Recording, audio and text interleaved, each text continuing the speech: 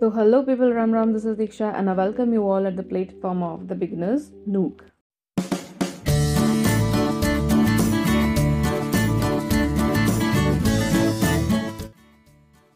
तो here's the second video of the beginners Nook. Last वाली class में हमने first part of the alphabet पढ़ा था. नाउ देख लेते हैं आज क्या पढ़ने वाले हैं. ये था आपका इंडेक्स. और कल वाली क्लास में हमने ये भाषा वगैरह सारी चीज़ें कवर कर ली थी. आज वाली क्लास में हम करने वाले हैं वर्णमाला, स्वर के प्रकार, ये सारी चीज़ें. Okay, let's start with the topic. Second part of the chapter, वर्णमाला. तो वर्णमाला किससे कहते हैं? वर्णमाला, वर्णों के व्यवस्थित समूह को वर्णमाला कहते हैं. ओके, वर्णों के व्यवस्थित समूह को. क्या ये मेरी वर्णमाला है? वर्ण तो पिछली क्लास में मैंने क्लियर कर लिया था क्या होता है. तो ये जो वर्ण आ रहे हैं, क्या इस तरीके से मैं लिख रही हूँ, क्या ये वर्णमाला हो रही है? नहीं. एक व्यवस्थित समूह मुझे चाहिए. अ, ई, उ, मतलब पहले छोटा फिर बड़ा. जैसे वर्णमाला शब्द ही है, हिंदी में शब्द ही ऐसे लिखे जाते हैं. उन शब्दों से ही आप समझ सकते हो कि ये मतलब है क्या. तो वर्णमाला, वर्णों की माला. मतलब माला एक जब बनती है तो माला क्या ऐसे ही कोई भी मोती कहीं भी कुछ भी डाल दिया क्या? नहीं. पहले छोटा बड़ा या फिर एक पैटर्न होता है कि इस तरीके से डाला जा रहा है, तो एक तब माला जाके सुंदर सी माला बनती है. तो वही चीजें यहाँ पे हैं. तो पहले छोटा फिर बड़ा, छोटा बड़ा. तो वर्णों के व्यवस्थित समूह को क्या कहते हैं? वर्णमाला. ओके ना, ये रही आपकी वर्णमाला ना. ये पढ़ी सबने होगी पर भूल सब गए होंगे, है ना. बट स्कूल के बच्चे जो इनको पढ़ रहे हैं उनको याद करने की ज़रूरत नहीं है. बट जो कॉम्पिटिटिव एग्जाम्स की तैयारी कर रहे हैं जो बच्चे, उनको ये याद करने की ज़रूरत है. ओके ना, इनका एक बार प्रोनाउंसिएशन देख लेते हैं. पता है, सबको पता होगा, फिर भी एक बार देख लेते हैं. अ, आ, ई, उ, री, ए, ओ, अंग, आहा. क, ख, ग, घ, ङ. च, छ, ज, झ, ङ. ट, ठ, ड, ढ, ण. त, थ, द, ध, न. प, फ, ब, भ, म. ड़, ढ़ा. कौन सा? ड़ा, ढ़ा. ओके. य, र, ल, व. श, श, स, ह. फिर से देख लो. श, श, स, ह. ये सा तीनों हैं, बट प्रोनाउंसिएशन कहाँ से? ये देखना, सा नॉर्मल सा बोल रहे हो. जब सा दांत साइड से निकल रहा है आगे से, स, श, थोड़ा सा ऊपर जा रही है श, और बिल्कुल ऊपर जब जीभ चली जा रही है ना, श, बिल्कुल छत पे ऊपर साइड को, तो श. तो श, श, स. ओके. हाँ ना, ये क्ष, क्ष, त्र, ज्ञा और श्र. वैसे तो ज्ञा इसको ज्या बोलते हैं, लेकिन हम स्टार्टिंग से ही इसको ज्या ज्ञा ही बोलते रहते हैं, बट इसका एक्चुअल प्रोनाउंसिएशन होता है ज्या. तो क्ष, त्र, ज्ञा और श्र. ओके, चलो देख लेते हैं वर्णों के प्रकार जो होते हैं, स्वर और व्यंजन. अब देखते हैं स्वर को. तो स्वर क्या होता है? तो वे वर्ण जो स्वतंत्र रूप से बोले जाते हैं स्वर कहलाते हैं. मतलब वे वर्ण जो स्वतंत्र रूप से, मतलब इंडिपेंडेंटली बोले जाते हैं, उन्हें स्वर कहते हैं. जैसे अ, ई, उ, ए, ऐ, ओ और री. ये सारे हो गए हमारे स्वर. ओके. अब स्वतंत्र क्या क्यों बोला गया है? क्योंकि कुछ जो होते हैं हेल्प से भी बोले जाते हैं, अपनी खुद की हेल्प से नहीं बोले जाते हैं, तो वो होते हैं व्यंजन. कैसे? वे वर्ण जो स्वरों की सहायता से बोले जाते हैं उन्हें व्यंजन कहते हैं. व्यंजन क्या है? खुद का साउंड, मतलब वो तो होता है बट अकेले बोले नहीं जा सकते हैं. जैसे बोल के देख लो, क, ख, ग, घ. ये यहाँ से लेके क्षत्र ज्ञा तक, लास्ट तक सब व्यंजन होते हैं हमारे. ठीक है. बट अब इनको बोल के देखना, क, ख, ग. बाय डिफॉल्ट सब में अ का साउंड निकल रहा है ना. क, ये रहा मेरा वर्ण व्यंजन. अब व्यंजन में जब मैं स्वर को जोड़ूंगी तभी मैं इस व्यंजन को बोल पाऊंगी. बिना इसके मैं बोल नहीं पाऊंगी. क को बिना स्वर के बोल के देख लो एक बार. क को कितना भी साउंड, मतलब उसको हल्का कर लो, बट फिर भी क्या है, उसमें अ साउंड बाय डिफॉल्ट निकलेगा ही निकलेगा. तो व्यंजन क्या होते हैं? जिनको स्वरों की हेल्प पड़ती है. और स्वर क्या होते हैं? जो खुद की ही मतलब खुद में पूर्ण होते हैं, उन्हें किसी की ज़रूरत नहीं पड़ती है, भाई मेरे को तेरी ज़रूरत नहीं पड़ रही है, अकेला मैं काफ़ी हूँ। तो ये ऐसे वाले होते हैं, और ये बेचारे इनको ज़रूरत पड़ती ही पड़ती है स्वर की।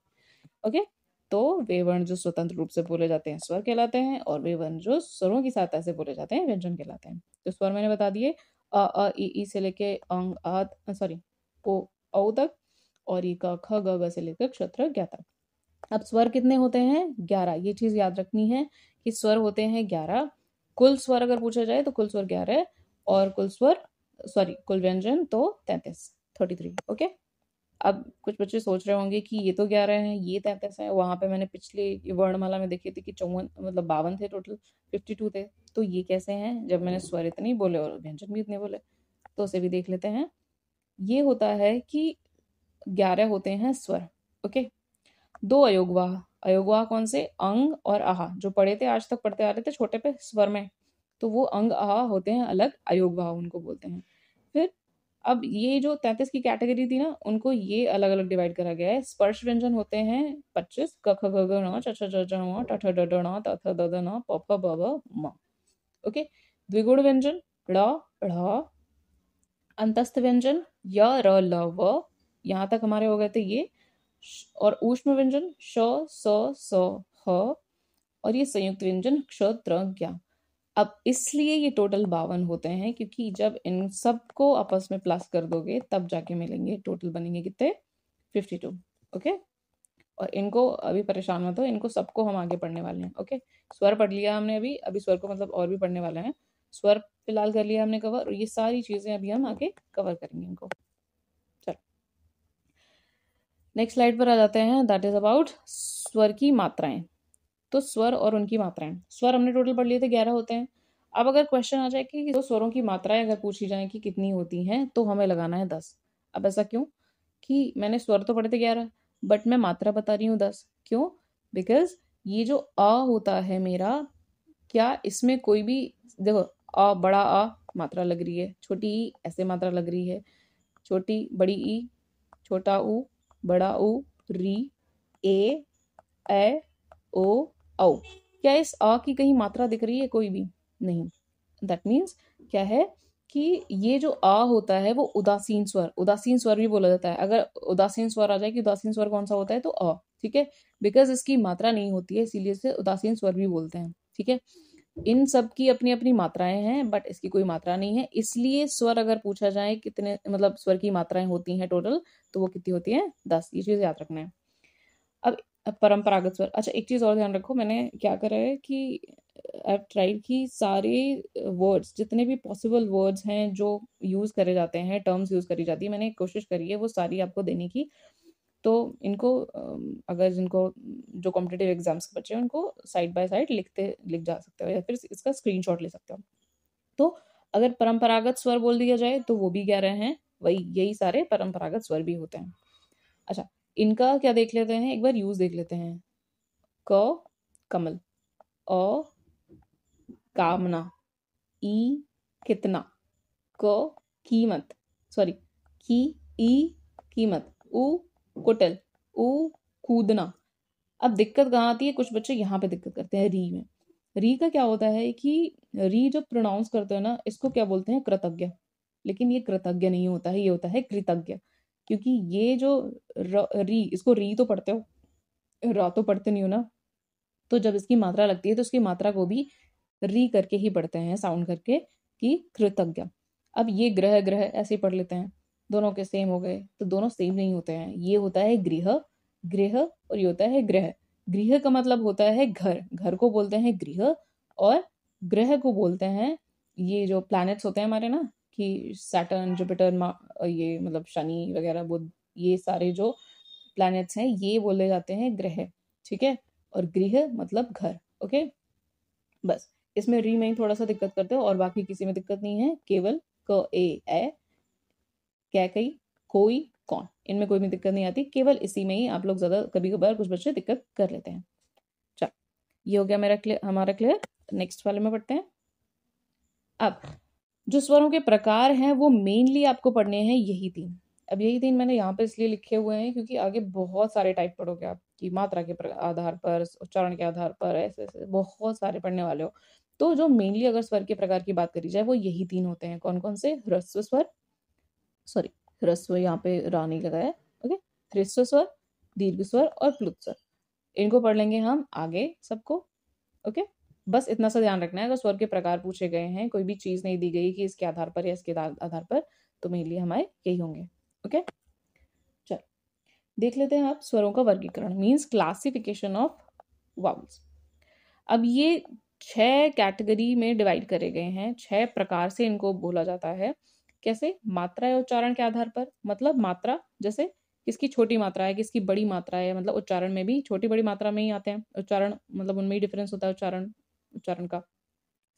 जीभ के प्रयोग के आधार पर, मतलब कि जैसे ये जीभ है मेरी, तो जीभ के प्रयोग मतलब जो आगे साइड से कौन से बोले जा रहे हैं, कुछ कौन बीच वाले से बोले जा रहे हैं, कौन से वर्ड पीछे वाले साइड से बोले जा रहे हैं, तो जीभ के प्रयोग के आधार पर, ओके? मुख द्वार खोलने के आधार पर, मतलब जब मैं यूज़ कर रही हूँ तो मुँह मेरा कितना खुल रहा है, मतलब थोड़ा खुल रहा है, थोड़े से ज़्यादा खुल रहा है या ज़्यादा ही खुल रहा है, तो वो उनके आधार पर। और होठों की स्थिति के आधार पर, होंठ मेरे कैसे जा रहे हैं, होंठ गोल जा रहे हैं या होंठ मेरे ज़रूरत पड़ भी रही है कि नहीं पड़ रही है, तो उनके बेसिस पे। हवा नाक से निकलने के आधार पर, तो नाक से निकलने के आधार पर मतलब हवा नाक से निकल रही है, मतलब मैं अगर जैसे नाक भी बंद कर दूँ तो क्या मैं उनको बोल पा रही हूँ, नहीं बोल पा रही हूँ, तो ऐसे करके उनको चेक कर लेते हैं फिलहाल। तो हवा नाक से निकलने के आधार पर और घोषत्व के आधार पर, घोषत्व मतलब वाइब्रेशन, इनके आधार पर। तो चलो इनको देख लेते हैं अभी। पहला है मात्रा या उच्चारण के आधार पर, जो मैंने बताए थे अभी पीछे वाली स्लाइड में, वही वाले ये हैं। तो ये किसके आधार पर हैं लेकिन? मात्रा या उच्चारण के आधार पर।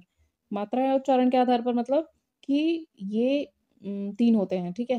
ह्रस्व स्वर, दीर्घ स्वर और प्लुत स्वर, ओके? ह्रस्व स्वर क्या होता है? इनके उच्चारण में कम समय लगता है, ठीक है? इनकी संख्या 4 होती है ये।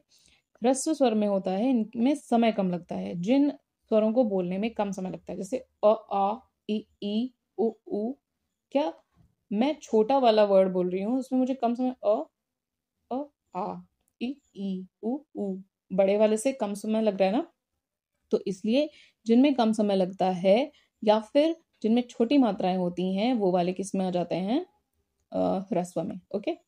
अब फॉर कॉम्पिटिटिव एग्जाम्स स्टूडेंट्स कि ये मैंने जितने भी पॉसिबल मेरे को नाम मिले ना, सब मैंने लिखे हुए हैं। ह्रस्व स्वर हो गए, इन्हीं को मूल स्वर बोलते हैं, मीन्स इन्हीं से जाके आगे सारे वर्ड बनते हैं। अ से बड़ा अ बन रहा है, ई से बड़ी ई बन रही है, ऊ से बड़ा ऊ। अब वैसे ही ए, आई जो बनते हैं वो भी इन्हीं के मिक्सचर से बनते हैं। तो इसलिए इनको मूल स्वर बोलते हैं, ओके? एक मात्रिक स्वर भी इन्हें बोलते हैं, मतलब इनमें केवल एक मात्रा का समय लगता है। प्राकृतिक स्वर मैंने पीछे प्राकृतिक स्वर भी क्या है? इन्हीं को बोलते हैं, ये अ, ई, ऊ, री। और लघु स्वर भी इन्हीं को बोलते हैं। लघु मतलब छोटा, ह्रस्व मतलब छोटा, मूल यही वाले हो गए। तो ये सारे पॉसिबल इसके नेम्स थे जो ह्रस्व के लिए यूज़ करे जाते हैं। भले ही एक मात्रिक स्वर पूछा जा रहा है तो समझ जाना कि स्वर ह्रस्व स्वर की ही बात हो रही है। तो ये टोटल कितने होते हैं? 4 आ, ई, ऊ और री, ओके? चलो नेक्स्ट देख लेते हैं दीर्घ स्वर। दीर्घ स्वर क्या होता है? इनके उच्चारण में ह्रस्व से ज्यादा समय लगता है, जो हमने अभी पीछे वाला पढ़ा था उससे ज्यादा समय लगता है।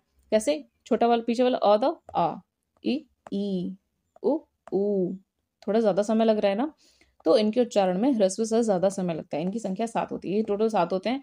अ, ई, ऊ को छोड़ के बाकी सारे हो जाते हैं हमारे दीर्घ स्वर, केवल वो अ, ई, ऊ और री उनको छोड़ के। तो इन्हीं को क्या है, दीर्घ स्वर को द्विमात्रिक बोलते हैं क्योंकि इनमें 2 मात्रा का समय लगता है। गुरु भी बोलते हैं, गुरु मतलब क्या होता है? बड़ा। तो ये बड़े भी होते हैं, इसीलिए दीर्घ और गुरु एक ही बात। और वहीं इनको संधि स्वर भी बोलते हैं। संधि स्वर क्यों? क्योंकि संधि से मिलके बनते हैं। इसको हम थोड़ा सा आगे पढ़ लेंगे कि ये संधि स्वर कैसे बोले जाते हैं। प्लुत स्वर, थर्ड इज प्लुत स्वर या फिर त्रिमात्रिक स्वर। इसको प्लुत स्वर बोलते हैं, त्रिमात्रिक। अब त्रिमात्रिक मतलब 3 मात्रा का समय लगता है, ठीक है? इनमें दीर्घ से भी ज्यादा समय लगता है। इनका प्रयोग नाटक, संवाद या किसी को पुकारने में करते हैं। अब इसका एज सच कोई रिटन वर्ड्स नहीं है इनके लिए कि मतलब सारे तो, क्योंकि इसी में आगे सात ही आगे चार, वो ये केवल किस लिए करे जाते हैं यूज? पुकारने के लिए।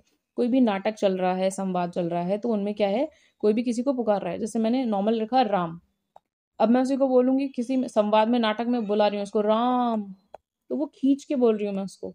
तो इसलिए ये वर्ड्स यूज होते हैं प्लुत स्वर, ओके?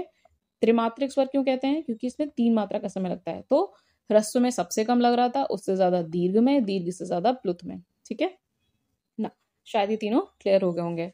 अब देख लेते हैं दीर्घ स्वर को। थोड़ा सा दीर्घ स्वर में क्या है, दीर्घ स्वर भी 2 कैटेगरी में इन्होंने कर दिया है, मतलब ये याद नहीं करना है, बस ध्यान रखना है। अच्छा, ये वर्णमाला ना चैप्टर बहुत वास्ट होने वाला है, इसलिए अब इनको याद करना पॉसिबल नहीं है। केवल देखो, इसमें आपको एक चीज़ ये करनी है कि आपको सबसे पहले तो वर्णमाला ही याद करनी है, अ से लेके पूरे ज्ञ तक, ठीक है? नहीं याद करोगे, ये क्वेश्चंस बीच में इसमें से छूटेंगे ज़रूर। अब क्या करो इसमें, अब जो पढ़ाती जा रही हूँ बस इनकी डेफिनेशंस किसी की याद नहीं करनी है, हो सकता है मतलब ध्यान में रखनी है, समझना है बस इनको, रटना किसी चीज़ को नहीं है। यहाँ मैं इतनी कोशिश कर रही हूँ कि ऐसे आपको समझा दूँ कि आपको रटने की ज़रूरत ना पड़े, ओके? तो केवल समझना है चीज़ों को, और वर्णमाला चैप्टर ये ऐसा है, इसको प्रोनाउंस करते-करते देखते जाना है, जैसे मैं बोलती जा रही हूँ, ओके? क्लियर आपका अपने आप हो जाएगा। चलो, दीर्घ स्वर को देख लेते हैं। ये याद करने की ज़रूरत नहीं है कि हाँ, ये भी 2 प्रकार के हैं, ये 3 प्रकार के हैं, कुछ भी नहीं। ये याद नहीं करना है, केवल ये समझ लेना है। ये जैसे पूछ लिए जाते हैं, मूल दीर्घ स्वर क्या है, संयुक्त दीर्घ स्वर क्या है, केवल समझना है, ठीक है? तो दीर्घ स्वर क्या है, 2 कैटेगरी में इनको डिवाइड कर दिया गया है, मूल दीर्घ स्वर और संयुक्त स्वर। अब मूल का मतलब तो समझ में आता है ना, जो प्राइमरी होते हैं, मतलब जो सबसे मूल, सबसे ज़रूरत वाले होते हैं। तो अ, ई, उ प्राइमरी हो गए, क्यों? क्योंकि इनसे ही मिलके नेक्स्ट वाले वर्ड्स बनते हैं, ठीक है? अभी देखेंगे कैसे। ये जैसे, या फिर देख ही लो, जैसे अ, ई, अ, ई, अ, ई, अ, उ, तो ये यही वाले वर्ड्स तो इसमें यूज़ हो रहे हैं, तभी तो ये वाले वर्ड्स बन रहे हैं। तो इसीलिए इनको मूल दीर्घ स्वर बोलते हैं, ओके? अब ये संयुक्त स्वर क्यों हैं? क्योंकि ये मिलके बन रहे हैं, ठीक है? अ, ई मिलके तो बन रहे हैं इनसे सबसे, तो इसलिए संयुक्त स्वर। मूल स्वर क्यों? मूल स्वर कौन से हो गए तो फिर? बड़ा अ, बड़ी ई और छोटा ऊ, ये वाले हो गए दीर्घ स्वर में से, और बाकी ये ए, ऐ, ओ, औ ये मिलके बनते हैं, क्योंकि इसलिए ये संयुक्त स्वर हो गए। अब जो बड़ा अ मिलके बनता है, वो छोटा अ और छोटा अ से मिलके बनता है। ये सारे एक चीज़ देख रहे हो, सब मिलके ही तो बन रहे हैं, सब मिलके बन रहे हैं। इसीलिए इसे संधि स्वर कहते थे। संधि स्वर अभी इसको बोला था कि संधि स्वर, इसको मतलब दूसरा नाम इसका था संधि स्वर। तो संधि स्वर इसको इसीलिए बोलते हैं क्योंकि ये मिलके बनते हैं, ओके? संधि स्वर, ये नाम भी क्लियर हो गया। अब देख लेते हैं इसे सजातीय स्वर क्यों कहते हैं? सजातीय, सजातीय मतलब एक सी मतलब समान, और जाति मतलब जाति, एक ही समान मतलब समान जाति के होते हैं। कैसे? जब ये बनते हैं तो एक ही जाति के उनसे बनते हैं। क्या से मिलके आ बन रहा है? क्या मुझे अ के अलावा कोई और वर्ड यहाँ पे यूज़ करने की ज़रूरत पड़ रही है क्या? नहीं ना, ये इन दोनों से ही मिलके बनेगा। तो सजातीय, एक ही जाति के मिलके बना रहे हैं ये। सेम जाति, सेम जाति, ओके? अब ये बोले जाते हैं विजातीय। विजातीय मतलब अलग-अलग जाति के। तो अ, ई अलग-अलग हो गए। अ, ई, अ, उ सब अलग-अलग मिलके बन रहे हैं। यहाँ पे सेम सेम वर्ड्स थे और यहाँ पे अलग-अलग हैं। इसलिए इनको सजातीय बोलोगे, और ये हमारे हो जाते हैं विजातीय। मतलब मूल दीर्घ स्वर पूछा जाए तब भी यही हैं, सजातीय पूछा जाए तब भी यही हैं, क्योंकि ये सेम लेटर से मिलके बन रहे हैं। और यहीं संयुक्त स्वर पूछा जाए तो भी यही हैं, क्योंकि ये वाले मिलके ही तो बनते हैं, बिना मतलब अकेले तो ये वाले मिलके ही बनते हैं, ठीक है? और विजातीय मतलब विजातीय भी बोला जाए तो भी यही है, ओके? शायद ये क्लियर हो गया होगा ना। नेक्स्ट देख लेते हैं, दैट इज सेकंड, जीभ के प्रयोग के आधार पर। जीभ के प्रयोग मतलब ये जीभ थी मेरी, मैंने बताया। तो अग्रस्वर मतलब जो आगे वाली जीभ के पार्ट से बोले जा रहे हैं, मध्य स्वर जो जीभ के मध्य वाले पार्ट से बोले जा रहे हैं, पश्च स्वर जो जीभ के पीछे वाली पार्ट से बोले जा रहे हैं। ये चीज समझ में आई? बस इनको ऐसे ही समझना है। अब इनको याद करने में दिक्कत आएगी क्योंकि बहुत सारी कैटेगरीज दी गई हैं, केवल समझते चलना है बस, जितना मैं बताती जाऊं। अग्रस्वर, अग्रस्वर क्या होता है? वह स्वर जो जीभ के अग्रभाग से बोला जाता है। अब ये इस वाली कैटेगरी में ना, जीभ के प्रयोग के आधार पर आपको ये वाला केवल याद कर लेना है, बाकी बचे हुए सब इसमें आ जाएंगे। केवल अग्रस्वर, वह स्वर जो जीभ के अग्रभाग से उच्चारित होता है। ई, ए, री। अब एक बार उच्चारित करो। ई, क्या जीभ का आगे वाला पार्ट यूज हो रहा है? ई, ए, ई, ए, री, क्या यही पार्ट यूज हो रहे हैं? ठीक है, तो ये मेरा हो गया अग्रस्वर। अगर नहीं भी समझ में आ रहे हैं तो अभी इनको प्रोनाउंस करोगे सब समझ में आ जाएगा। मध्य अ, एक बार बोलो, ई, अ, क्या गड्ढा हुआ बीच में जीभ में? मतलब बीच, जस्ट बीच से ये वर्ड बोला जा रहा है, मध्य अ, ई ई ए ऐ अ, ठीक है। तो अ ये मेरा आ गया मध्य स्वर में, ठीक है। तो वह स्वर जो जीभ के मध्य भाग से उच्चारित होता है ना। पश्च स्वर जो सारे बचे हुए हैं वो सारे इसमें आ जाएंगे। वह स्वर जो जीभ के पश्च भाग से बोला जाता है। अब बोल के देख लो, अ, उ, उ, ओ, औ। तो ई ए अ, अ, उ, ओ, औ। तो इनको बोल के एक बार देख लो। तो वो अग्रभाग जो अग्र वाले थे, तो इनसे बोला जा रहा था कौन सा, अग्रस्वर। अग्रस्वर मीन्स ई ए ऐ, मध्य स्वर अ, और बचे हुए सारे पश्च स्वर में, ठीक है। चलो अब नेक्स्ट देख लेते हैं। मुख द्वार खुलने के आधार पर। अब मुख द्वार खुलने के आधार पर मतलब मुख का कितना द्वार खुल रहा है। विवृत, इनके 4 कैटेगरीज में है ये। विवृत स्वर, अर्ध विवृत स्वर, संवृत स्वर, अर्ध संवृत स्वर। देख लेते हैं अब इनको भी। अच्छा, विवृत और संवृत मैंने पहले ले लिया है। तो विवृत, विवृत मतलब जिस स्वर का उच्चारण मुख द्वार, सॉरी, जिस स्वर के उच्चारण में मुख द्वार पूरा खुले। मतलब जो स्वर बोल रहे हो ना, उसमें मुंह का जो द्वार है पूरा खुलना चाहिए। आ बोलते हो पूरा मुंह खोल के ही तो बोलते हो आ, ठीक है। तो ये हो गया क्या, विवृत। संवृत क्या है, जिस स्वर के उच्चारण में मुख द्वार कम खुले। ई उ री। क्या इनको बोलने के लिए मुझे ज्यादा, एक बार बोल के देखो इनको, ई उ री। क्या इनको बोलने के लिए ज्यादा मुंह खोलना पड़ रहा है क्या मुझे? नहीं ना, थोड़ा सा भी खोला है उतने में भी मेरा काम चल रहा है। ई उ री, ओके। अब इनको एक बार याद करने का देख लो कि क्या था कि छोटा आ, केवल छोटा आ को छोड़कर पहले वाला हटा दिया, तो यहाँ लाइन से दोनों लिखे हुए हैं, विवृत समृत। अ को छोड़ दिया, आ ई उ री। आ को छोड़ दिया, आ ई उ री, ओके। विवृत और समृत दोनों साथ में मैंने लिखे हैं, आ ई उ री, ओके।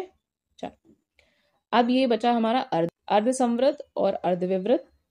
तो जिस स्वर के उच्चारण में मुख द्वार लगभग बंद रहे। समृत में क्या हो रहा था, कम खुल रहा था। अब इसमें क्या है, बिल्कुल ही बंद रहे। समृत में था जिस स्वर के उच्चारण में मुख द्वार लगभग बंद रहे। अ ए ओ, बोल के देखना, अ ए ओ। इसमें बिल्कुल ही बंद मतलब जरा सा भी, बिल्कुल जरा सा खोल रहे हो तब जाके, तब भी ये बोले जा सकते हैं मेरे। अ ए ओ, बोल के देखो एक बार। वैसे तो ये क्या हो गए, अर्ध समृत और अर्ध विवृत। विवृत में क्या हो रहा था, पूरा मुंह खुल रहा था। अब इसमें क्या है, जिसके उच्चारण में मुख द्वार आधा खुले, विवृत अर्ध विवृत। अर्ध मतलब आधा, है ना। तो विवृत आधा मुंह खुले। तो आधा ए ओ ओ, ये ओ इसकी मैं आगे बात करूंगी। ए ओ, ठीक है। तो शायद अब एक बार वो वाले याद कर लिए थे कि आ छोड़ के अ, बड़ा आ, ई उ, ठीक है, वो हो जा रहे थे वहां पे। अब इनमें क्या है, जो अ ए ओ, अब ये एक मात्रा वाले देख लो इनको। एक मात्रा, इनमें एक मात्रा लगती है, इसमें भी एक मात्रा लग रही है, ऐसे याद कर लो। इनमें दो मात्रा लग रही है, इसमें भी दो मात्रा लग रही है। तो विवृत में यहाँ दो मात्रा वाले यहाँ पे आ जा रहे हैं, जिन स्वर में ज्यादा टाइम लग रहा है, ठीक है। और ये इनमें एक मात्रा वाले रह जा रहे हैं। फिर से देख लो, विवृत और छोड़ के अ, विवृत आ गया, विवृत समृत लाइन से लिखे हैं, विवृत समृत और छोड़ के अ ई उ री। ये विवृत अर्ध विवृत और समृत में आ गए। और वैसे ही यहाँ पे वो आ मिला के, और जिसमें एक एक मात्रा चढ़ रही है इनमें, अ ए ओ बचे हुए जो थे हमारे, ये तो बचे हुए थे। अब इनमें जिनमें जिनमें एक मात्रा चढ़ रही थी, अ ए ओ, और बचे हुए अ ए ओ यहाँ लिख दिए गए, ठीक है। अब देख लेते हैं होठों की स्थिति के आधार पर। अब होठों की स्थिति के आधार पर मतलब होठ कैसे रह रहे हैं, ठीक है। आवृतमुखी, आवृत्ताकार, इनको बोलते हैं वृत्तमुखी या वृत्ताकार। अब ये दो ही हैं, इनको यहीं पढ़ लेंगे। अवृत्तमुखी मतलब वह स्वर जिनके उच्चारण में होठ गोलाकार ना हो, और वृत्तमुखी जिनमें वह स्वर जिन, सॉरी यहाँ पे वत्मुखी लिख दिया है, वह स्वर जिनमें उच्चारण में होठ गोलाकार हो जाए। तो इसमें ये वाला पहले याद कर लो कि व्रतमुखी, वृत्ताकार, वृत्ताकार तो व्रत मतलब पता है सर्कल, सर्कल मतलब व्रत, होठ ओ मतलब सर्कल्ड हो रहे हैं होठ, ठीक है। तो वह स्वर जिनके उच्चारण में होठ गोलाकार हो जाए, उ ओ, क्या इनमें बोल के देखो एक बार, क्या इनमें ओंठ ओंठ की कोई भी शेप मतलब गोल सी बन रहे हैं? उ उ ओ औ, उ उ ओ औ। तो ये हो गए मेरे वृत्ताकार। बचे हुए सारे मेरे किसमें आ गए? अवृतमुखी। तो ई क्या मुझे इसमें होठ बनाने की जरूरत पड़ रही है? नहीं। तो ये मेरे आ गए आवृतमुखी में, अवृत्ताकार में। अवृत्ताकार, अ मतलब जो नहीं है, वृत्ताकार वृत्ताकार मतलब सर्कल। जो वृत्ताकार नहीं है वो आ जाएंगे आवृतमुखी में। ये बचे हुए सारे वृत्तमुखी। ये इजी है, इनको ये वाले याद करना, याद भी नहीं करना है, इनको तो बोल के देख लेना है। वहां पे पेपर में जैसे आ जाए तो इनको बोल के देख लेना है, उ ओ औ। ठीक है, तो ये हो जाएंगे वृत्तमुखी, वृत्ताकार। बचे हुए सारे जिनमें मुंह ओठ नहीं बन रहा है वो जाएंगे अवृत्ताकार में। ओके, चलो नेक्स्ट इज हवा नाक से निकलने के आधार पर। तो हवा नाक से निकलने के आधार पर पहला हो गया निरुनासिक और दूसरा हो गया अनुनासिक। तो निरुनासिक को मौखिक स्वर भी बोलते हैं। ठीक है, तो जिन स्वरों में केवल मुख से हवा निकलती है उन्हें निरुनासिक कहते हैं। निरुनासिक मतलब जिन स्वरों में केवल मुख से हवा निकल रही है उन्हें निरुनासिक कहते हैं। और अनुनासिक जिन स्वरों जिनके उच्चारण में हवा मुख के साथ साथ नाक से भी निकल रही है। अब ये वाले पहले याद कर लो इनमें कि जिनके उच्चारण में हवा मुख के साथ साथ नाक से भी निकल रही है। अब नाक से भी अंग आंग आंग, सीधी सी बात, अनुनासिक नाक से बोले जाएं, जो नाक से नहीं बोले जा रहे वो निरुनासिक। ओके, अब ये याद रखना है, निरुनासिक को मौखिक स्वर भी बोलते हैं। चलो नेक्स्ट आ जाओ। तो घोषत्व के आधार पर ये लास्ट थी हमारी, सिक्स्थ है, ये लास्ट है। सभी स्वर सघोष ध्वनियां होती हैं। अब घोष का अर्थ स्वर यंत्रियों में श्वास का कंपन होता है। मतलब स्वर यंत्रियों, यहाँ पे गले में जो वोकल कॉर्ड्स हैं, तो यहाँ स्वर यंत्रियों में क्या है? श्वास का कंपन। श्वास मतलब सांस, कंपन मतलब वाइब्रेशन। तो यहाँ पे जब वाइब्रेशन होती हैं तो बस उसी को सघोष बोलते हैं। तो जो सारे स्वर है ना मेरे, अ ई उ ए ओ और री, ये सारे मेरे क्या हैं? सघोष। तो घोषत्व के आधार पर सारे सघोष हैं। इसमें मुझे कुछ भी याद करने की जरूरत नहीं है कि सारे के सारे टोटल ही हैं। ठीक है, ये हो गया मेरा खत्म स्वर का जो वर्गीकरण था। लास्ट चीज इसमें ये भी देख लेते हैं कि आगत स्वर कुछ आ जाते हैं। आगत स्वर क्या होता है जी? आ की बात करी थी, ओ की बात करी थी ना मैंने वहां पे। तो देख लेते हैं। विदेशी मतलब कोई भी भाषा, विदेश से जो, विदेश मतलब जो देश की ना हो, विदेश मतलब दूसरे देश की। तो दूसरे देश की जो भाषा है, जो शब्द आए हैं इंडिया में, क्योंकि सीधी सी बात है इंडिया में बहुत इन्वेजन हुए हैं, बहुत आक्रमण हुए हैं, बहुत सारे मतलब लोग आए गए, तो क्या हुआ? वो अपनी भाषा भी यहाँ पे साथ में लाई। तो उनके कुछ वर्ड्स ऐसे थे जिनको लिखने में भी दिक्कत हो रही थी, तो वो क्या करे गए हैं? थोड़े से ऐड करे गए हैं कुछ वर्ड्स, तो उनको ही आगत बोलते हैं। ठीक है, आगत। तो विदेशी से जो शब्द हिंदी भाषा में सम्मिलित हुए हैं, जिस स्वर का निर्माण हुआ, जो स्वर निर्माण हुए, उनको आगत स्वर कहते हैं। तो आ, जैसे तो ओ इनको कैसे बोलते हैं? डॉक्टर, कॉफी, चॉकलेट आदि। अब इसको चॉकलेट नहीं बोलते हैं, ठीक है? तो चॉकलेट, कॉफी और डॉक्टर। ठीक है ना, टू बी कंटिन्यूड अभी भी। अब नेक्स्ट वाले पार्ट में मिलते हैं हम लोग। तब तक के लिए कीप लर्निंग, बाय।